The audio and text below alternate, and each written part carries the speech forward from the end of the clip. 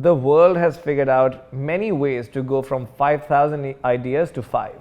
But even the most sophisticated companies use the most unsophisticated tools to go from those 5 to 1.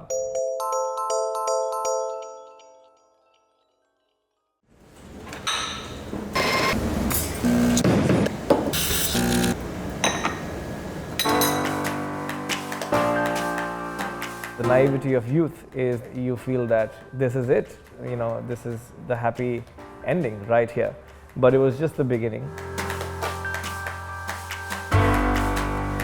I was born in a town called Faridabad, which is half an hour away from Delhi. I went to Carleton College, it's a private liberal arts college in Minnesota, and ended up interning at Goldman Sachs, where I got an offer and I came to New York at the age of 22. I realized soon, while it was a great firm to work for, that I needed other things from life. So I quit in 2009.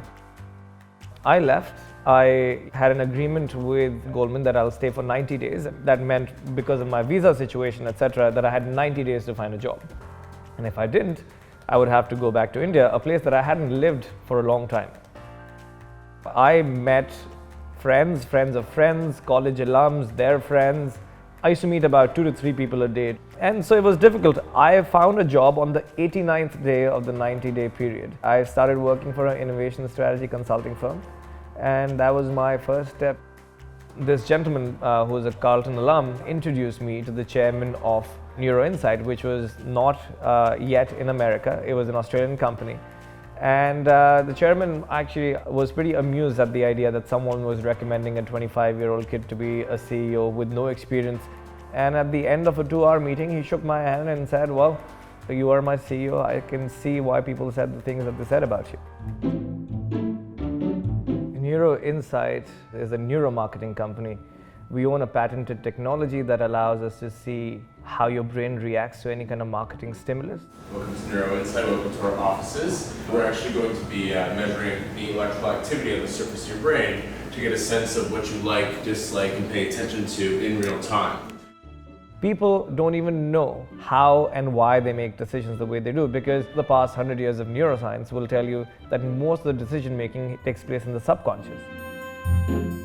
We pull in data for the entire cell size of about 50 people, so we have statistical significance, and we look at how that entire group reacted to this ad, and then we can go back and say, hey, by the way, your messaging actually works, but your branding message comes at a time when people have already switched off. So it does 2 things. It is diagnostic, so we actually can tell people what to do with their ads and optimize them, and it's predictive. It can predict market success. Cheers. Cheers. Okay, so the topic for our Philosophy Friday discussion today is the difficulty of being good. Philosophy Friday is something that we've had for a long time. It's a conversation that we have every day about anything, any topic that we may pick, but Fridays we formalize this idea of sitting down, we crack open a bottle of scotch, and we just talk about an idea that we've been thinking about. So anybody in the team can nominate an idea for a Philosophy Friday. While it may have a direct impact on business or not, these are the kind of discussions we like to have. When I was younger, my definition of success was different. It was around wealth creation. Luckily, I flipped a switch a few years ago where the more wasn't around accumulating more material things. The more for me is about excellence, doing things to the best of my ability and taking them to limits that no one else has gone to before. What do I want to do next? I would not give you an industry or a role. I just make this constant promise to myself that I will continue to explore things in the best possible manner every way I can.